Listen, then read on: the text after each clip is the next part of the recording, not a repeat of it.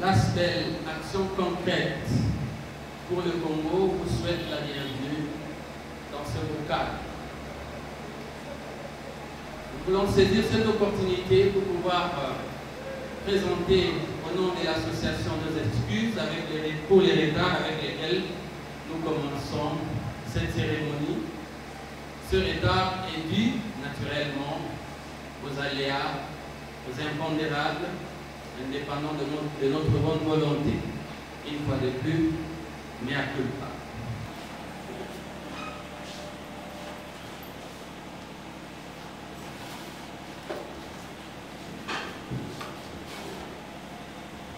Et cette présentation sera faite par M. Babi Balukuna, qui est le promoteur du projet, bien entendu. Il fera d'une pierre deux coups. Présenter les projets revient également à présenter les partenaires. Il s'en suivra le remplissage d'un formulaire d'information qui est contenu dans des chemises, dans la pile des documents contenus dans les chemises que l'organisation vous a distribuées. Le remplissage de cette fiche sera suivi par les jeux de questions-réponses, éventuellement des suggestions provenant de vous. Après quoi, on écoutera les allocutions des autorités publiques du pays, en commençant par le docteur Loseki, vice-ministre des Finances, et autres. Quand il aura fini son mot, c'est alors que nous inviterons la personne attitrée pour pouvoir prononcer le mot de la fin. Nous allons maintenant, comme prévu, passer la parole à M. Babi Balukuna, connu, bien entendu, par les uns, pas très bien connu par les autres. La première des choses que j'aimerais dire avant de se présenter, c'est de nous rappeler que nous nous rencontrons dans un cadre culturel. Parce que ce projet, c'est d'abord un projet culturel. Et aujourd'hui, pour ne pas être à l'écart de l'actualité, nous savons très bien que c'est quand même un jour d'anniversaire d'un artiste aussi grand de notre pays, Papa Wemba, qui est parti il y a une année de cela. Au nom de cet artiste et au nom de tous les morts que nous déplorons au Kasaï, nous allons observer une minute de silence en étant debout et puis nous poursuivons ce qui est prévu.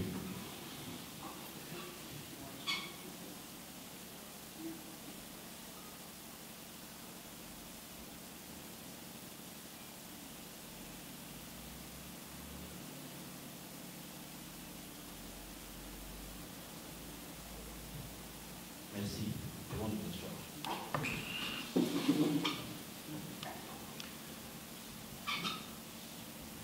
La présentation. Qui suis-je? Je suis M. Babi Balukuna, un Congolais de l'étranger, comme nous disons communément la diaspora. Je vis précisément en Belgique et je suis aussi un acteur culturel. Par le passé, j'ai eu à œuvrer comme journaliste dans la chaîne que vous connaissez, Canal Kin Télévision. En dehors de cela, nous militons pour qu'un grand changement puisse s'opérer dans notre pays. Mais ce changement, nous le voulons à tous les niveaux. Ce n'est pas seulement sur le plan politique, comme d'aucuns peuvent le penser. Le premier changement doit s'opérer au niveau des consciences, ou au niveau de la conscience collective, c'est-à-dire, comme vous voyez aujourd'hui, nous parlons de la bibliothèque, c'est-à-dire que nous voulons qu'au niveau du savoir, il y ait aussi une évolution. Et j'en profite pour remercier les responsables des écoles et des universités, des instituts supérieurs qui ont répondu à cette invitation, parce que ce sont eux qui sont représentants directs des bénéficiaires de ce projet. Les écoliers, les étudiants, les chercheurs et tant d'autres membres de notre société. Si nous pouvons applaudir pour les responsables des écoles qui ont répondu présent. Merci.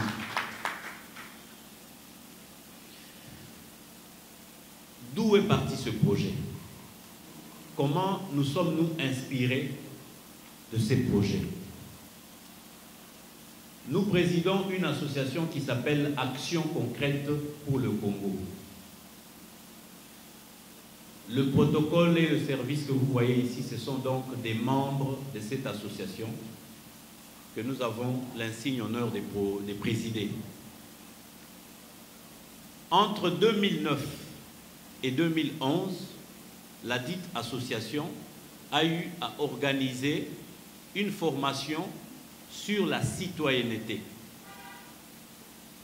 Nous avons fait la ronde des écoles. Beaucoup plus, c'était au niveau de Lukunga. Nous avons eu à former plus de 3000 jeunes que nous avons appelés à l'époque les ambassadeurs de la citoyenneté. Le but, c'était de responsabiliser notre jeunesse, qu'elle soit une jeunesse informée, une jeunesse consciente de sa responsabilité au sein de notre société. Alors, une difficulté pendant cette activité sur la citoyenneté s'était présentée, c'était le manque de matériel didactique. Vous vous imaginez que cette jeunesse ne savait même pas où se procurer une constitution, la constitution de notre pays. Or, celle-ci se trouve être la Bible de tout un chacun de nous pour le pays, en ce qui concerne le fonctionnement de l'État, les animateurs de l'État. Et on avait constaté que, faute d'endroits de prédilection pour trouver ces informations, la jeunesse avait besoin, pendant la formation, que nous puissions, nous, associations, lui procurer des copies. On mettait la Constitution dans le lot, on faisait une copie de la Charte universelle des droits de l'homme, la Déclaration universelle des droits de l'homme, que tout le monde connaît, mais aussi la Charte africaine des droits des peuples, ça s'appelle comme ça, africain. Et il y avait aussi une copie de l'hymne national, parce que chaque fois qu'on commençait la formation, ne serait-ce que chanter l'hymne national posait un problème. Et plus loin, nous nous sommes dit, pourquoi ne pas revenir avec une structure bien organisée, à même de procurer à cette jeunesse la documentation. Voilà un peu des mots d'où est partie l'idée de travailler pour que nous puissions mettre à la disposition de la jeunesse une bibliothèque citoyenne. Le nom, la citoyenne, est parti d'abord de la formation qui était donnée à l'époque sur la citoyenneté. Il ne fallait pas s'écarter du projet de départ. C'est comme ça que cette bibliothèque s'appelle Bibliothèque citoyenne. Si nous pouvons quand même applaudir pour l'inspiration. Merci beaucoup. Alors, l'idée c'est bien, mais maintenant, comment y parvenir? C'était ça la question qu'il fallait résoudre au départ, en 2012, si j'ai une bonne mémoire. Nous nous sommes retrouvés en Belgique et Toye Biango, on dit que là-bas, on a la facilité à accéder à beaucoup de choses. Nous sommes allés vers des partenaires, nous pouvons les appeler ainsi aujourd'hui, parce qu'ils sont devenus nos partenaires. Le tout premier partenaire de ce projet, ça a été la ville de Mons. Nous avons vu celui qui était à l'époque Premier ministre belge, il est originaire de Mons, M. Elo Diroupo, et c'est par ces services que nous avons été mis en contact avec la bibliothèque de la ville de Mons.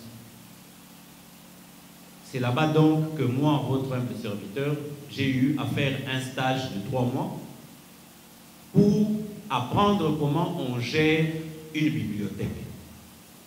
Et par la suite, former le personnel qui devra travailler sur place ici.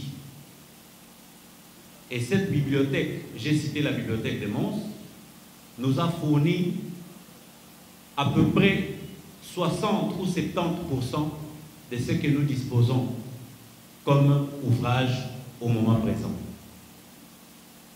Ce n'est pas un secret pour le projet, on peut déjà le dire.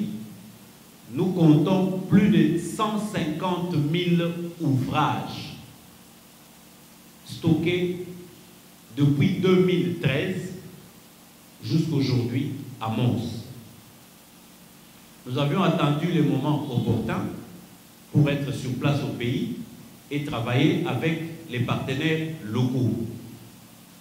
Comme j'expliquais, les premiers partenaires, c'est donc les écoles, les universités, les instituts supérieurs et bien sûr l'État. Parce que sans l'État, nous ne voyons pas comment les choses pourront être régulées. C'est d'ailleurs ce qui justifie la présence ici parmi nous du vice-ministre des Finances, son Excellence Tarsis Loseke, qui a bien voulu et qui a accepté de parrainer ce projet parce que, comprenez-le, c'est un scientifique. Quand je l'appelle docteur, c'est un médecin. Et nous le connaissons très bien. Nous connaissons depuis la Belgique son amour pour les sciences. Voilà pourquoi je ne parle pas des sciences occultes, je parle de la science, la connaissance. Voilà pourquoi il est parmi nous. Alors, nous avons aussi d'autres partenaires. J'en profite déjà de les citer. Nous avons la bibliothèque de la ville de Namur. C'est toujours en Belgique. Elle aussi nous a fourni. Il y a aussi la bibliothèque de la ville de Courcelles. Toutes ces bibliothèques nous ont fourni des livres. Je ne peux pas oublier de citer aussi la bibliothèque de l'université de Mons. J'ai fait un commentaire là tout de suite. Bien d'autorités de notre pays sont sorties de cette université de Mons. Nous n'allons pas faire leur publicité ici, là où ils sont, ils se reconnaissent. Cette université nous a donné des livres, surtout en ce qui concerne le domaine des mathématiques et de la physique. Voilà les premières bibliothèques qui sont avec nous. Et c'est un partenariat à longue durée. Ce n'est pas terminé. Chaque 3 mois, chaque 6 mois, nous avons leur rappel pour continuer à nous fournir. Parce que l'espace de stockage en Belgique commence quand même à poser problème. Voilà pourquoi nous lançons un appel tout de suite à l'endroit des autorités du pays, représentées ici par le ministre, vice-ministre des Finances, pour que nous soit alloué un endroit où nous allons aménager cette bibliothèque.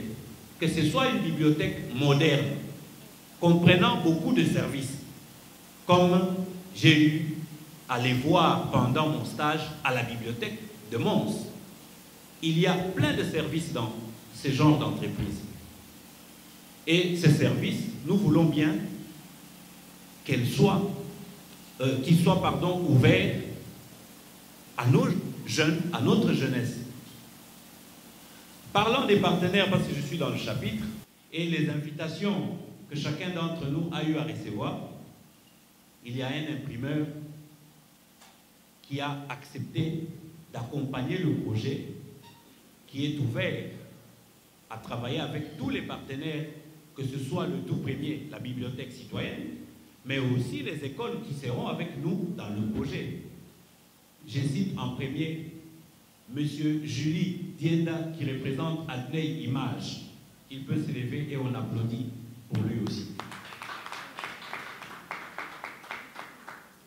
Dans le même registre, il y a aussi un autre imprimeur, c'est celui-là qui nous a fait ce que vous avez tous reçu. C'est des flyers qui présentent le projet. Je crois qu'on peut citer Top Graphique Imprimerie. Ce sont eux qui nous ont aussi aidés dans ce travail. Il y a un représentant dans la salle. Comme ça, nous applaudissons. Non, ils ne sont pas là. Voilà. Ça, c'est en ce qui concerne les partenaires. Mais il faut d'autres partenaires. Pourquoi j'ai dit qu'il faut d'autres partenaires? Parce que nous ambitionnons de desservir l'espace ou l'étendue de la République tout entière. Parce que ce n'est pas seulement Kinshasa qui fait le Congo. Le Congo, aujourd'hui, la RDC compte 26 provinces. Pour les 26 provinces, nous recherchons 2 600 000 dollars. 2 600 000 dollars, à raison de 100 000 dollars par province, pour pouvoir faciliter l'implantation en termes d'infrastructures. Et nous devons avoir du personnel. Par ville, nous comptons employer 100 personnes. C'est-à-dire que nous sommes aussi dans la création des emplois. La bibliothèque citoyenne va créer des postes de travail pour, bien sûr, la population. Si nous faisons des calculs sur les 26 provinces, c'est-à-dire que nous calculons, nous multiplions les 100 par les 26, vous avez la réponse de ce que nous sommes à mesure de créer comme emploi, rien que par ce projet. D'aucuns vont se poser la question de savoir les objectifs du projet. Le renforcement de la qualité de l'enseignement et de la formation. Vous voyez qu'au niveau des contacts avec les autorités, les contacts sont poussés. Nous étions ici au mois de janvier, nous avons eu à faire des séances de travail avec les services des ministères que je vais citer, le ministère de la Culture, le ministère de l'ESU, le ministère de l'EPSP, et il est aussi prévu que nous puissions aller vers le ministère de la Jeunesse et Nouvelle Citoyenneté. Parce que nous voulons que l'État soit avec nous. Les gouverneurs des villes, nous sommes à Kinshasa, nous allons citer le gouverneur de la ville de Kinshasa, qui doit être avec nous dans ce projet. Les autres gouverneurs qui peuvent aussi entrer en contact avec l'organisation pour que plus vite le projet soit déjà implanté chez eux. Parce que nous disons que nous sommes prêts. Nous comptons rendre opérationnel ce projet à partir de la rentrée scolaire prochaine, au mois de septembre. Quand on fait les calculs, il nous reste entre 3 et 4 mois. C'est pendant ce temps que l'organisation va se déployer pour faire rapatrier les ouvrages qui se trouvent en Belgique et d'autres matériels ici au pays.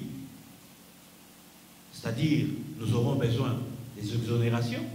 Ça, c'est le domaine du ministère des Finances. Et, bien sûr, les fonds pour l'implantation. Nous avons parlé de l'État, mais il y a aussi des sponsors qui peuvent se manifester pour ce type de projet. Sur chacun des livres, voici là un espace de visibilité pour les sponsors. Parce que les livres vont aller dans les écoles, dans les maisons, entre les mains des lecteurs. Sur chaque couverture des livres, c'est un espace de visibilité. Voilà pourquoi nous en appelons à des sponsors. Parce qu'on peut se poser la question, où est-ce que nous allons trouver ce montant de 2 600 000 $. Mais la réponse est simple, c'est par l'implication des différents partenaires que nous évoquons déjà ici. Et bien sûr, d'autres personnes de bonne volonté peuvent aussi se dire, voilà, Nazana Mwambongo, ce projet est intéressant, j'ai mis le paquet. Le reste d'informations, nous pouvons donner pendant le temps qui est prévu pour les débats. En dehors de vous informer, nous avons besoin de la participation en idées, l'enrichissement du projet à cette étape. Vous allez voir qu'il y a un formulaire d'information parce que nous avons besoin de savoir dans vos écoles, il y a combien d'enfants? Vous savez que nous avons un problème au niveau des statistiques parce que le recensement n'a pas encore été fait depuis longtemps. Alors, il appartient à vous, en tant que responsables des écoles, des universités, de nous aider dans le remplissage de ce questionnaire d'information pour que nous puissions savoir la demande, elle est de comment, de combien? Combien y a-t-il d'écoliers pour la ville dans vos écoles, dans vos universités? Et là, nous savons préparer l'offre, c'est-à-dire les livres. Nous devons savoir, est-ce que nous devons rajouter sur la quantité que nous avons déjà? Et aussi, il y a une possibilité dans le fonctionnement de la bibliothèque, c'est d'avoir une autre partie qui sera virtuelle. Il n'y aura pas que des livres physiques tels que nous les avons. La technologie est en train d'évoluer. Nous allons aussi nous adapter à l'évolution de la technologie. Je ne vais pas continuer à parler avant l'étape de l'échange entre l'assistance et l'organisation. J'ai dit et je vous remercie pour cette première partie. Il y a peu, on saluait la présence parmi nous de son Excellence, M. Tarsis. Comprenez que c'est une autorité du pays qui a beaucoup d'occupations et qui a bien voulu faire honneur à ce projet parce que c'est lui le parrain. Voilà pourquoi, pour lui permettre d'aller vaquer à ses obligations étatiques, nous allons essayer de chambarder légèrement notre programme en l'invitant ici au podium pour qu'il puisse dire un mot en rapport avec ce projet. Son Excellence, je vous en prie. Permettez-moi de m'acquitter d'un agréable devoir. D'abord, de remercier les organisateurs de cette manifestation qui ont bien voulu m'inviter à venir rehausser de ma présence à cette grande cérémonie pour moi d'inauguration de la bibliothèque citoyenne à Kinshasa.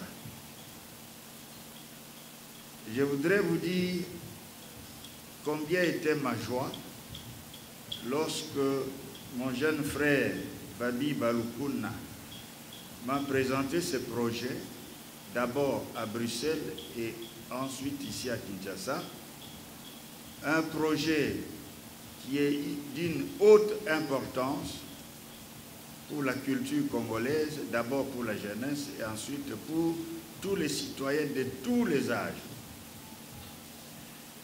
Comme vous savez, il est dit dans la Bible que notre peuple meurt faute de connaissances. Eh bien, nous devons saluer l'initiative d'un digne citoyen de ce pays qui a eu l'idée de combler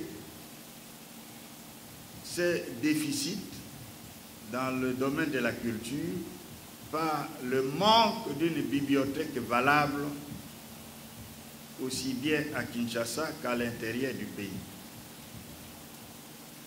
Je viens ici pas en tant homme politique ou membre du gouvernement, mais je viens tout simplement en scientifique, professeur d'université et ami de la culture.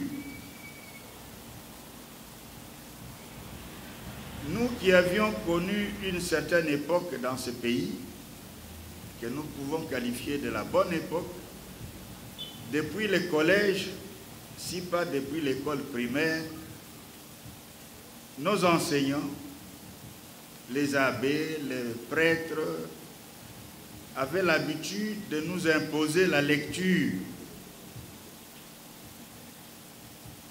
Et nous avons eu cette chance au collège ou à l'Athénée, peu importe l'endroit où on était, où il y avait des bibliothèques bien achalandées. Mais qu'avons-nous constaté? Depuis plusieurs décennies, nous constatons la disparition progressive des bibliothèques dans nos écoles et même dans nos universités. Lorsque vous allez visiter certaines universités, je ne citerai pas des noms, si vous posez la question sur l'existence d'une bibliothèque, vous constaterez qu'on va vous regarder comme si vous veniez du ciel, puisque ces bibliothèques n'existent quasiment pas, surtout avec l'essaimage des universités et instituts supérieurs. Lorsque vous voyagez à l'extérieur, vous allez dans les principales capitales, surtout des pays occidentaux, vous trouvez partout des grandes bibliothèques. Vous allez à Bruxelles, vous trouverez la grande bibliothèque royale avec sa cadette qui est la bibliothèque africaine. Vous allez à Paris, vous trouvez le centre Beaubourg, qui est un grand centre de la culture, avec une très grande bibliothèque, mais à Paris, il y a d'autres bibliothèques aussi. Vous allez à Washington, vous trouvez le Congress Library, qui est la bibliothèque la plus équipée au monde. Vous allez à Montréal, vous trouvez la bibliothèque municipale de Montréal, qui occupe tout un quartier. Bref, j'arrête là les citations. Nous, en tant que pays de 72 millions d'habitants, nous n'avons même pas une petite bibliothèque significative en dehors de quelques embryons de bibliothèques qu'on trouve chez les religieux. Et que sais-je encore, c'est une honte pour notre pays. C'est la raison pour laquelle je félicite l'initiative d'indignes citoyens de ce pays, en la personne de Babi Balukuna qui a eu cette initiative, et je vous demande de l'applaudir très fort.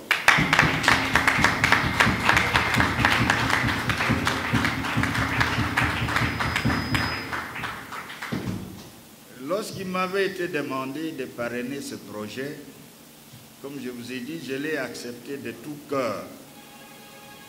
Et j'accompagnerai ce projet jusqu'au bout. Aujourd'hui, il est embryonnaire, mais demain, et ça c'est notre rêve, et quand on ne rêve pas dans la vie, on ne sera nulle part. Eh bien, je dis tout de suite que nous allons accompagner ce projet, nous tous, pas seulement nous qui sommes de ce côté-ci, vous aussi, c'est-à-dire nous tous, nous allons tout faire pour accompagner ce projet dans l'intérêt supérieur de la nation et particulièrement de notre jeunesse. Parce que cette jeunesse a besoin de la culture. Cette jeunesse a besoin d'être formée et surtout élever sa culture. Je ne vous fais pas un dessin. Vous savez à quel niveau se trouvent nos écoles primaires et surtout les produits de ces écoles, nos écoles secondaires, et je ne parlerai même pas des universités et instituts supérieurs. Demandez à un étudiant de vous écrire une lettre en français, vous allez vous-même pleurer. Et par rapport à ça, eh bien, la bibliothèque citoyenne jouera un rôle important, du moins pour ceux qui veulent améliorer leur culture. Ils pourront trouver l'outil nécessaire pour améliorer cette culture. Cette bibliothèque ne se limitera pas aux livres. Nous devons évoluer. C'est l'époque de la modernisation, c'est l'époque de l'informatique et c'est l'époque de ce que vous appelez couramment l'Internet, c'est-à-dire le numérique. Nous serons obligés d'évoluer. C'est ainsi que, conjointement à la bibliothèque physique, c'est-à-dire les livres classiques, ce qui est déjà un bon départ, il va falloir qu'on ait ce qu'on appelle la bibliothèque virtuelle qui nous permettra de nous abonner dans des grandes bibliothèques du monde. Et c'est facile par l'Internet de communiquer avec Paris, avec Bruxelles, avec les grandes universités du monde, pourquoi pas les grandes écoles, pour enrichir la connaissance. Et pour les étudiants, parce que je suis professeur d'université, pour les étudiants, ça va faciliter la recherche. Moi-même, je suis chercheur et j'ai la culture de recherche avant de devenir ce que je suis. Eh bien, ça permettra d'améliorer la recherche dans notre pays.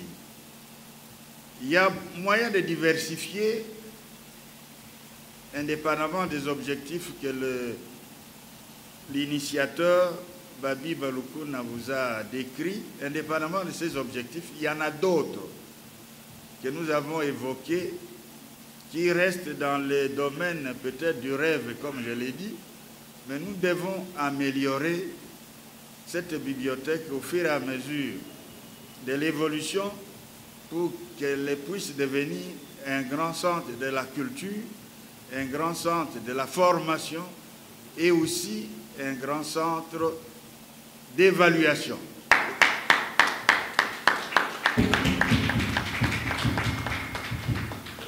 Je voudrais terminer par là en vous donnant une information que dans des pays d'Europe ou des pays occidentaux, les tests des examens, par exemple, se passent dans des grandes bibliothèques. On est de moins en moins face à l'enseignant pour tester ses connaissances.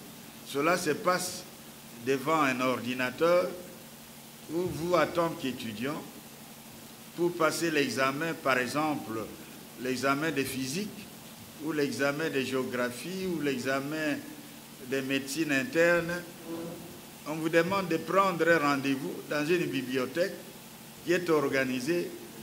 Vous choisissez l'heure que vous allez passer votre examen et on vous met devant un ordinateur avec qui vous allez communiquer. Vous trouvez tout là-dedans et à la fin de l'examen, dans les 30 secondes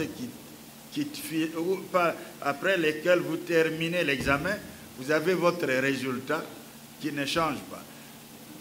Cela permettra d'éviter les points qui sont transmis de la manière que vous savez. Je voudrais encore vous dire à combien je suis heureux de parrainer ce projet et aussi, surtout, féliciter les organisateurs et les encourager, surtout l'initiateur du projet, l'encourager à ce qu'il aille de l'avant. Ça sera difficile au début, parce que les contraintes administratives et politiques du pays peuvent le décourager, mais nous sommes là pour intervenir, pour éviter à ce qu'il y ait des obstacles dans ce projet. Sur ça, je termine mon petit mot et je vous remercie de votre attention.